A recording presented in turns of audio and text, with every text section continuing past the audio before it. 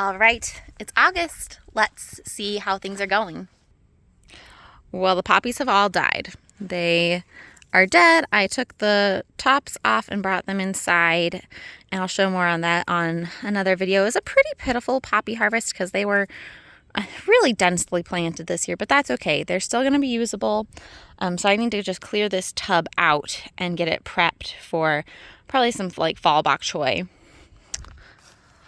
Everything is going nicely to seed. I've got my this coriander is the seed here. Cilantro, that's the word I was looking for. So the cilantro that goes to seed, the seeds are actually coriander.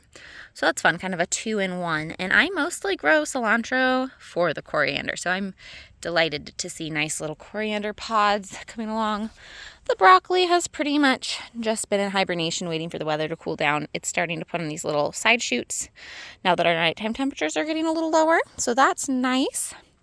Carrots are doing good in here. Not quite ready yet, but they're hanging in there. I'm excited to see these Jerusalem artichokes bloom. They haven't quite bloomed for me yet, but they're getting there. Nasturtiums are doing great. We've been harvesting and eating the nasturtium blooms and the leaves. And we're starting to, here we go. We're starting to get some seed pods. So that'll be fun. I haven't done the poor man capers yet, but it's on my list of things to try. So if I am on top of it, I might make some nasturtium capers this year. The Good Mother Stallard beans here are doing, they're putting on a lot of foliage, but I haven't seen any blooms yet. So I'm a little nervous that those might not do anything before it gets too cold on me. We shall see. The bok choy that went to seed is all dry. I actually need to get this out of here. These pods are totally dry. Yeah, look how easy that shatters. So all of those little seeds, super easy, just time consuming to harvest. The radish pods are still really plump. They have not dried out yet. So those will be in here a bit longer. Carrot seeds, I haven't actually harvested any yet. They still aren't quite dry. This one is getting closer. I don't know if you can tell the difference between like that one and this one.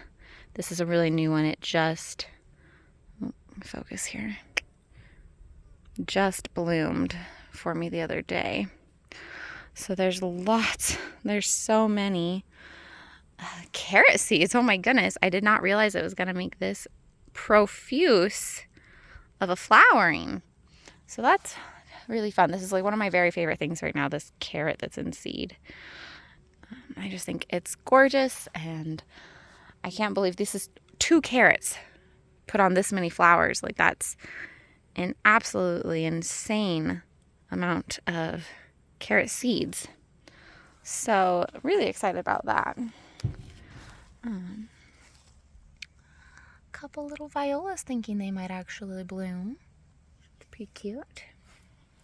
Of course, the peas have mostly died except for this one, which I'm going to save some seeds off of him because he's just going. It's the tallest pea I've ever had. It survived all that rain and it survived all this heat.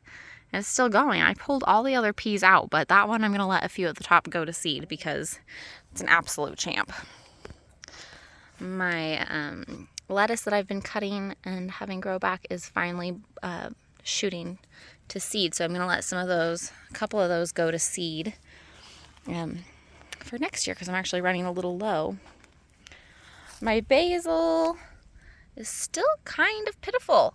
It's mid-August and that's as big as it has gotten. It's still pretty wimpy. Might not be my year for basil. Some more cilantro. You see the little ladybug in there? This has been an awesome year for ladybugs in my garden. And I think, honestly, I wonder if it's maybe just coincidence or not, but I have been trying not to do, like insecticidal stuff for the aphids this year. I'm doing just dish soap and water on a little washcloth and like wiping them off, or blasting them with a hose instead of spraying with a soap and vinegar mix. And I've had a huge increase in my ladybug population. I don't know if that's coincidental or not, but I feel like since I'm not spraying the plants, it has made a better environment for the ladybugs, because I'm rinsing it clean when I'm using soap and vinegar even, to make it nice for the ladybugs to enjoy snacking on all of the stinking aphids. Actually, this has been a way better year. I have done a lot better getting the population in check right off the bat. So we really haven't had too much of a problem. And like I said, a major ladybug population increase. So that's really, let's see. I still have a ton of mulching to do in the little orchard, but everything is doing okay. I'm keeping the weeds at bay right around the trunks, and I'll get to mulching in the fall. Got a couple volunteer sunflowers though that are just doing great, and I can't wait to see them bloom. They are beautiful. Let's see.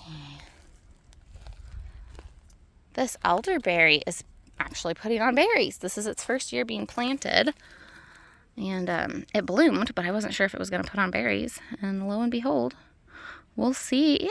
But we might get a little handful of berries off of that, so that would be really fun. Berries. Oh, here. Don't mind the weeds, but I'm really excited. The barley. This is a black, or sometimes called purple, hulless barley. And it's turning color and just looking gorgeous over here. I'm really excited to harvest a little bit of that. And then hopefully plant a bunch more of it next year. I just thought it was really lovely. This is where the purple Viking potatoes were. And we already harvested those. Those are an first early potato. And oh my goodness, they were so good. If you guys have the chance to plant purple Vikings, my husband is a russet potato guy through and through. And we have done side-by-side cooking comparisons with the purple Vikings this last week that we've been eating them. French fries, we preferred the purple Vikings. Baked, roasted. We haven't tried them in soup yet, but everything else we have loved the purple Vikings. They are so dense and creamy, like so smooth. They are really, really yummy. We will for sure be planting more of those. The currants, if I can find a little, ooh, yep, can you? I don't know if we can really see in there, huh?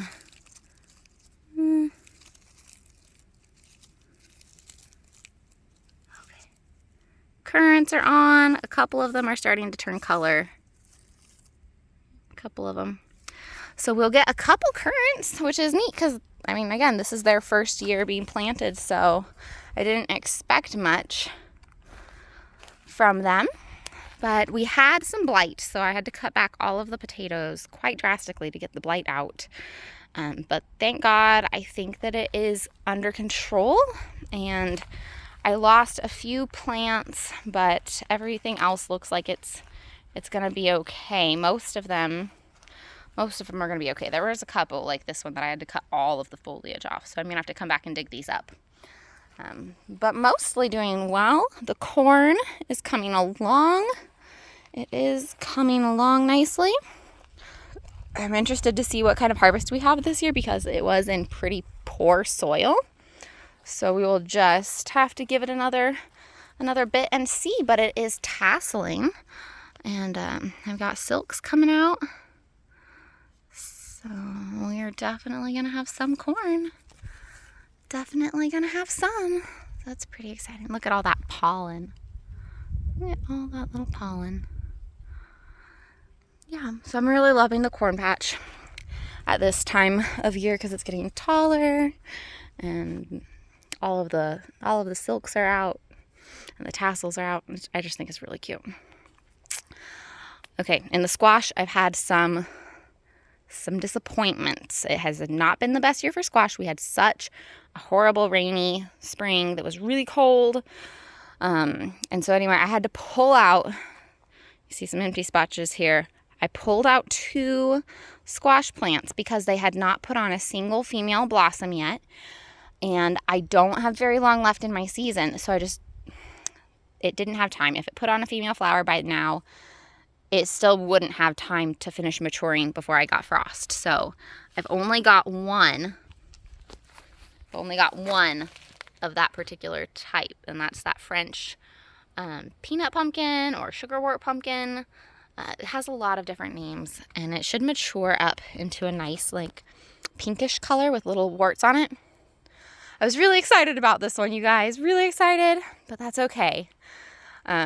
I still have one going strong, and then I came in here and planted some radishes and things in the empty spots for fall, so that'll be fine. Honestly, these ones haven't put on any female flowers either. These are the Burpee's Butter Bush. They've put on a couple nice male flowers for me, but I do see female flowers on them. They just haven't opened yet, so hopefully soon. We've got a couple of these buttercups are actually maturing for me, so that's good. At least we've got something on the squash plants, but they're smaller than any buttercups I've ever had before. So yeah, it's just been not the year for the squash. The squash are really struggling for me this year. And I have one beautiful little flower. Yeah. It's been a hard year for a lot of the warm weather crops because it was, like I said, just such a long, cold, wet spring. Everything's kind of a little wilty at this point in the day because it's really hot, but everything's doing okay. It's holding in there. I've got some cabbages transplanted in the empty spots, and I'm finally getting some beans. This is the black cocoa bean that I was really excited about. It's finally putting on some pods. So yeah, so not all is lost. Things are a little stunted. We've had some setbacks, but this is also the first year in this new growing space. So I have to remember that it's going to get better every year. The soil is going to improve. I'm going to learn. It's going to be great. But honestly, right now, the best thing, the thing that's doing the best, are the beets, and the cocagne beans are doing amazingly. The cocagne beans are doing great. And that was kind of something I had added on a whim last minute. I was like, oh, this dry bean looks kind of fun too. And I'll just get a packet of those and try them. And I'm really glad I did because they are the happiest bean that I've planted. I don't think I'm going to get any green beans.